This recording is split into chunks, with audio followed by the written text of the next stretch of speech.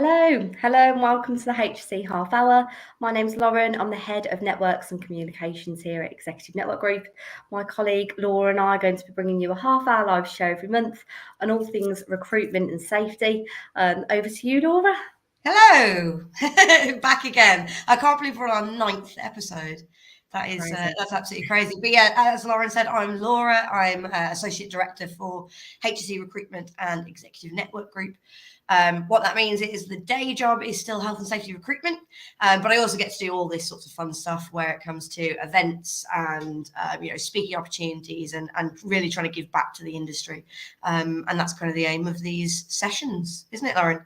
It is indeed, yeah. So as head of networks, and I appreciate that title, what does that even mean? But at E&G, I work closely with Laura and also the health and safety team. I look at research, creating white papers on safety industry trends, such as our remuneration report, and basically offering information to our clients and candidates. We wanted to share this with you with our wider LinkedIn network, and this is an interactive live session. So please do feel free to pop your comments below. We will try and get through as many questions as we can.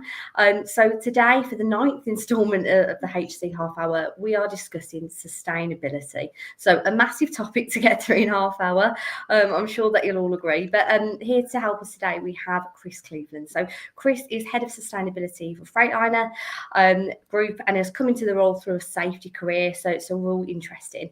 And we wanted to discuss today the integration of safety and sustainability and how the two combine and work together. So I suppose over to you, Chris. Do you want to give us a bit of an overview of your career, how you got to this point?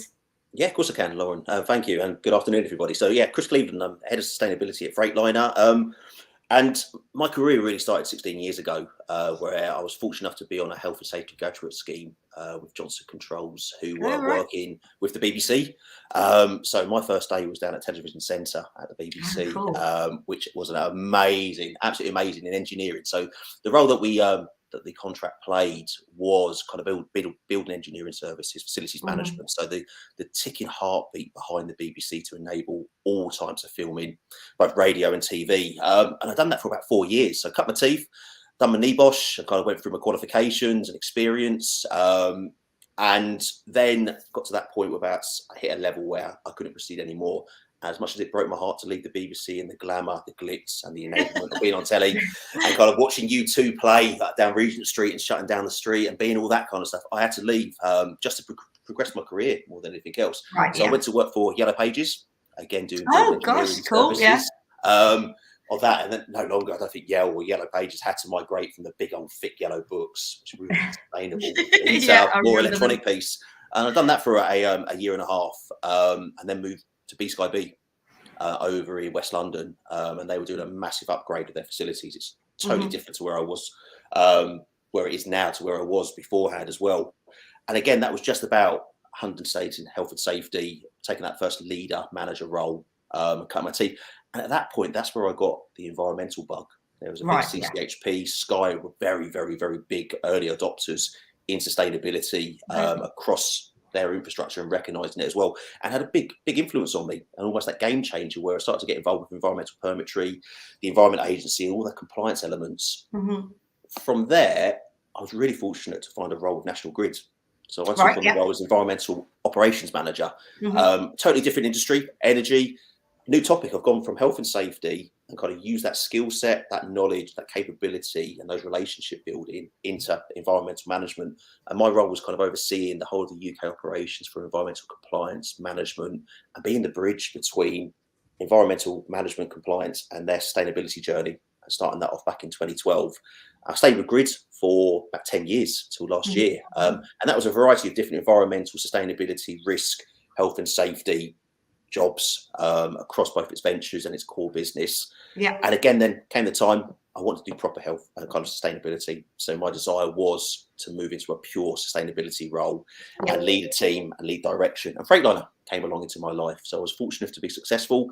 And the role that I currently have in sustainability is looking at decarbonisation, so the drive to net zero. Responding to the impact of climate change. So what does the rail infrastructure look like? How do we move goods and services across the rail and road network and our terminals to make sure that we have the food sources, the clothes, the materials, the goods for the UK and being the backbone there? Biodiversity, how do we enhance the ecosystems on our lands, and then equally the good old practice of environmental management, those kind of responsible business practices to make sure that everything we do that's positive is underpinned by the cornerstones. And that's kind of where I am right now. So it's kind of a good appreciation of safety. Yeah. The heart is still there with safety, but I absolutely love sustainability and kind of the role that I play of leaving a legacy ultimately. Yeah. Perfect. Yeah, great overview. Yeah, wicked. Thank you for that, Chris. So I suppose cutting through the jargon, really, what and what I mean by that is that was, of course, a fantastic introduction. But the minute, people start talking sustainability, there's so much, it's an overarching term, isn't it? Yeah. And we've spoken a lot within our business around ESG and what that means. And there is some confusion out there, definitely. So I think if we're to cut through that jargon, what relationship does sustainability have with health and safety? Oh, big question. That is a big question. It is, and there is so much jargon. When I started safety, all the acronyms were kind of, you had to know them off by heart. So Lola, Pura, PPE. Sustainability is just a mammoth of it, and it's just scale a bit. So I guess if you cut through and you kind of boil it right down, sustainability is about risk and opportunity management.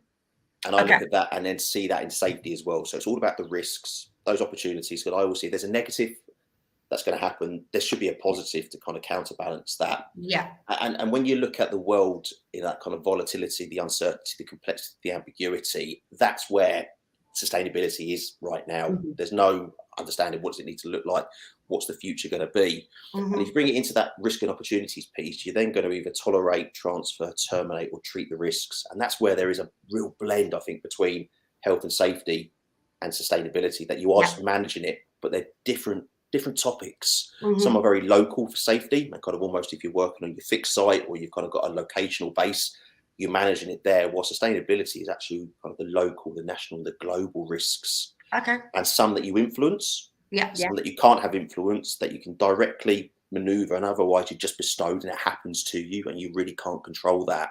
And how do you deal with that and spin the plates, toss the fire, and try to stick jelly to walls, and that complexity that comes with it? But equally, there's I was very fortunate in kind of my national grid days. The positive legacy. So sustainability is about leaving a positive legacy for the future generations and how that moves. And safety has definitely moved from a very compliance-driven rules and regulations that I first joined back in 2006. Very much focusing on that to positive legacy and kind of using James Reason's has had a fundamental impact on me. His books, his thought process shaped me of those accepting those errors and mistakes in humans. And I think that's coming through now in investigations, that it isn't necessarily the first point of call to blame the individual, assess the individual, determine are they at fault. It's actually look at the processes and the way the working environment's been set up. And I think if sustainability and safety carry on that trajectory, that's going to leave a positive legacy for us as professionals, in that you're changing and shifting to stop accidents and incidents happening, getting better learning. And that's what sustainability is as well. It's understanding what's happening to learn, to get better, and keep that corporate memory going. That actually was really, really helpful, because health and safety has always been my bread and butter for sort of the last 13 years. We've got a sustainability lead and a team within the company, but it's never been something I've done loads on, and that actually really instantly helps me understand it. So very, very good. Because, we're partnered with a couple of people. We're partnered with NEBOSH and IOSH and things like that, and we do different events with them. But one of our main partnerships is RSM, and it's that holistic risk thing, isn't it? And when you said it like that, it's like a light bulb went off and it all clicked in my head. It's like, oh, of course, it's just risk. It's just another aspect of risk. And I love the idea of the global legacy stuff as well. That massively ties in, like you said, to safety. That idea of leaving a legacy behind, I think, is super, super important. So very nicely cut through the jargon. That was a real test. Sure. That's a real test not to go into any acronyms or dive into that kind of detail as well. Wow. Yeah, definitely. Very nice answer, Chris. So a lot of our viewers are, of course, safety directors. They're quite senior in the field. How can they influence, sustainability initiatives? Because I'm sure that they're targeted with many other areas of safety. How can they directly influence this? So that kind of that word influence, and taking my safety piece, is is kind of that experience there is almost transferable. So I kind of use 3 E's of the engagement, the enablement, and the empowerment. And what I found really powerful for my career is kind of that curiosity to go see and to understand what's happening, and how do you enable that and empower people. And when we look at safety, we talk about people making the right choice, having the right controls and the right direction, risk assessment and those controls. But ultimately, they are in charge of undertaking that role and doing that safely. And that's very much like in sustainability, but it's not directly on that person that's going to get harmed. It's for the greater business, delivering for our customers' needs. And what I would say is, and I'm a very, very big believer, and it's a bit bold to say this, is that it isn't the academics, it's not those that write policy, and I dare I say it's not me as a sustainability professional that will truly drive that change. I'm kind of almost trying to get myself out of a role by saying it's the people. It's the people. I know it's kind of like you need me, but you don't need me in that way. But it's how do you get the best out of people and create that working environment where innovation and thought process is really, really kind of held in regard to make that difference. And that's something really key within Freightliner. Kind of, I've delved into a little bit of kind of our engineering departments, wherein safe sustainability started. We run trains, locomotives, HGVs. That's where our emissions are if we're looking from a decarbonisation perspective. I'm not an engineer. I have an appreciation of engineering. I've worked for about 16 years in an engineering world. But it's how do you engage to get the best out? How do you tinker and tailor with stuff? How do you fit in new assets or technology? How does it work? I need to be the catalyst. I need to be the bridge that helps that. But it's the people that do the engineering, that make the changes, that are the mechanical fitters. They've got the knowledge. They will have the ideas. And it's how do we then facilitate that to pick that up and actually run with it and drive it? That makes sense to me. Absolutely. Yeah, fantastic. So I suppose what you've mentioned there, it is all around kind of people, and I love the kind of 3 E's that you mentioned, especially around the kind of empowerment piece. And I think that's true, isn't it? It's not just one person's responsibility as head of sustainability, head of sustainability. It's everyone doing their bit, and it's trying to influence that. And I'm sure that comes from the top down. But how can people influence? I'm saying people, but leaders influence stakeholders and things like that. What's the relationship there? I guess it's your kind of almost your internal and your external stakeholders. And the key aspect that I've kind of brought in within Freightliner is to kind of accept failure. And the learning culture. So where we again, this is where safety's had such a fundamental impact on me and kind of really set me, to be able to take that transition.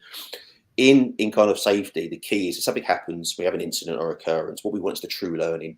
Get to the root cause, what's the learning, put the improvement in place, and then you want to kind of nurture that improvement. You want to assure that it's working. Is it effective? Engagement to make sure it's going to have a long-term benefit. And almost in sustainability, it's that learning from failure. And that stuff won't work. Stuff that you will put your heart, your soul, and belief into may not reap the benefits. And as I said, we have to accept that. We're going to have to do the innovation, the trials, and the testing, and spend money that may not reap the benefits. But what it brings is that whole desire of learn, evaluate, and adapt. Drives a corporate memory in the business that if a technology and innovation evolves, that may then be the solution. But we can't put our kind of eggs in one basket and say that's the solution that will solve our problems. And I guess that's the key of the stakeholder engagement piece of acceptance for it. And it's hard to say that, and it's hard because as a business, failure is not seen as a positive. It's seen as a negative. And it's how do we shift the mindset in a business and the behaviours to actually celebrate that. Absolutely. Because people have put time and effort into it, and you don't want that as a negative reinforcement. You want to try to see how do you build that as a positive reinforcement that starts driving that discretionary effort to think again. But equally, it's failing fast. So if something isn't working, there is no need to keep going and flogging it and keep trying and trying. If it's not working, stop.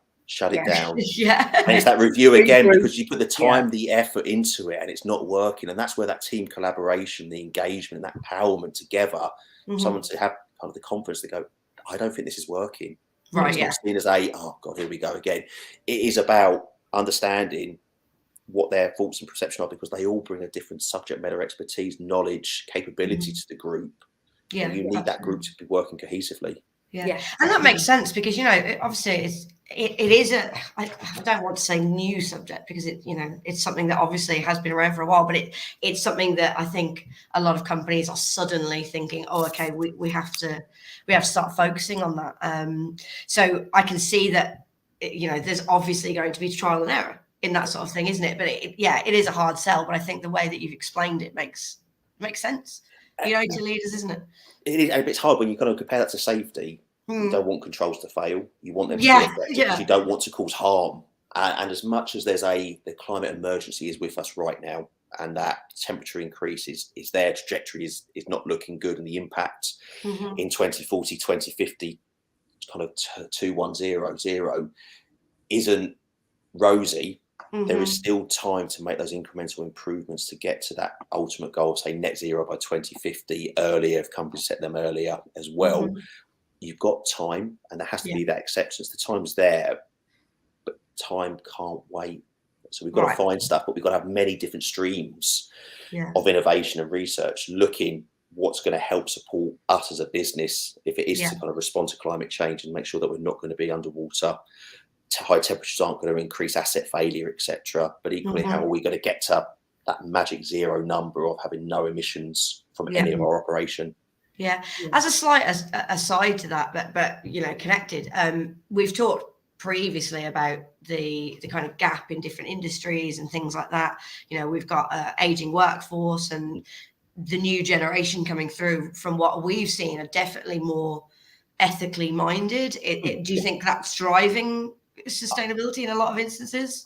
I think that's emerging, and I think it's only going to grow bigger and bigger and bigger. I think the UN have kind of driven that, and the conversations now for government to set targets for it to make it onto the agenda.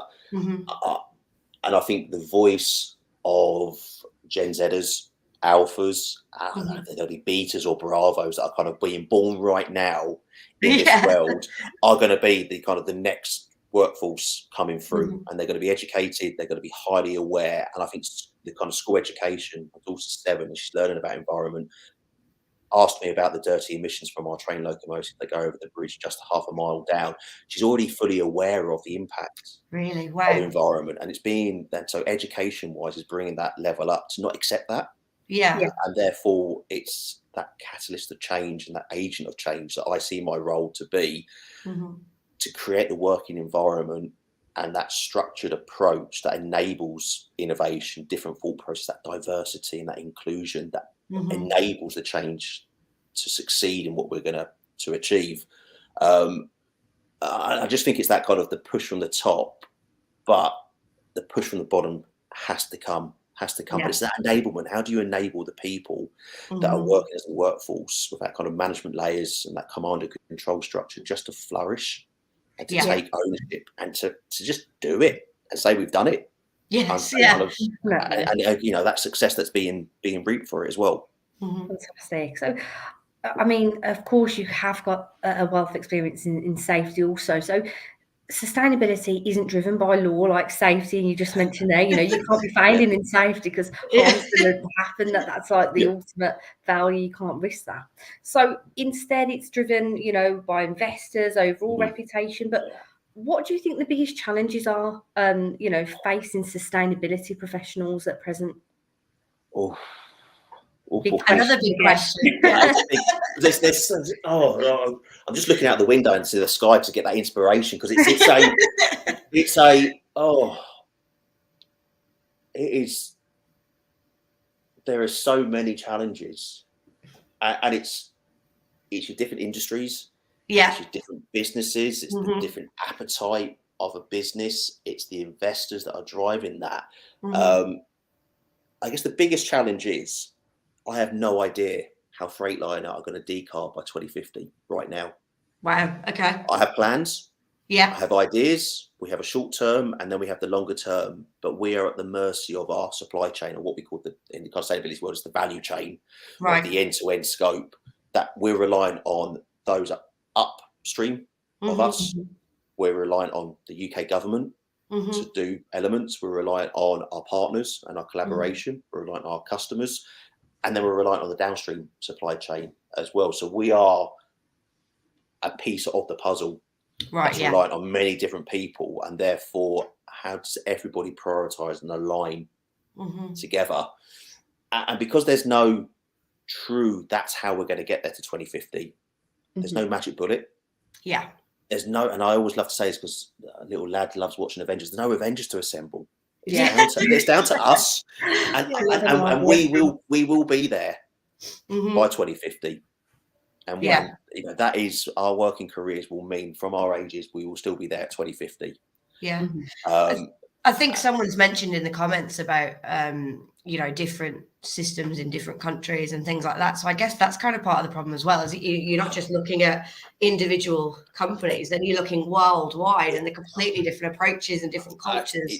It's so true, and there's a great piece starting to emerge now called carbon leakage that the EU are just looking at. So they're kind of looking at a carbon border adjustment mechanism. I think it is a CBAM. And that's trying to, absolutely, the comment's spot on. It's how do you stop companies and moving from countries that have high kind of levels of policy and kind of carbon targets to moving that elsewhere that have less stringent targets. And therefore your carbon and production can still continue elsewhere. And now the EU has started to kind of look at that carbon leakage, say you're just moving the problem elsewhere.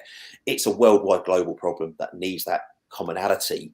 One of the big problems I find is where safety has 45001, the ISO standards, backbone, and then you may have your individual accreditations for your industries that are sector-based. In sustainability, I'm going to just name this off the top of my head. You have CDP, EcoVadis, Science Based Target Initiative, GRI, SASB, RESB. There's the jargon, and they're all reporting TCFD, TNFD, which is evolving for biodiversity. They are all frameworks and disclosure frameworks that are trying to achieve the same piece. Some are driven by law, some have thresholds that you have to disclose, others are voluntary. Customers want, from our perspective, customers want different certifications, accreditations. It's all about data. So you've got that complexity there going, well, which frameworks do we disclose against? What's the right ones? What's the best ones? And they're all different. So it means you can't necessarily benchmark that on there. But then it's the data. Data is so hard. If we're looking at sustainability reporting, when you're talking ESG as a whole, the data isn't there yet because, again, your supply chain, you're trying to gather your data from indirect sources and working that out. And it's complex and it's going to take time. And it's better to start off and just go estimates, round it up, and we're going to take some of the data that might be a little bit more true and accurate and have that assurance program to eventually go there. But the world is trying to grasp who owns what figures can be kind of utilized. And the fear I have is people are going to start to try to claim more. So carbon, we're looking for carbon neutrality is a big term. And that's kind of the word of offsetting. Who chooses what they do if you work collaboratively together to work on offset projects? Who's going to take the carbon offset credits and be able to claim that neutrality? And it's all of those bits, and it's trying to, and that's the fear. The data is driving those behaviours to say we want to be net zero, we want to be carbon neutral. But actually, is that driving the right behaviours for the global catastrophe that makes sense? That's going to happen. And it's so hard because I am a small pebble on the mighty great beach. I can do my part in Freightliner, and then I'm relying on our customers or investors to do their part, who are then relying, and then it all starts spurring off, and that becomes the complexity, and that's almost where kind of climate anxiety can overwhelm you at times, because it's like, how can I make the difference and the change? Vast, it is.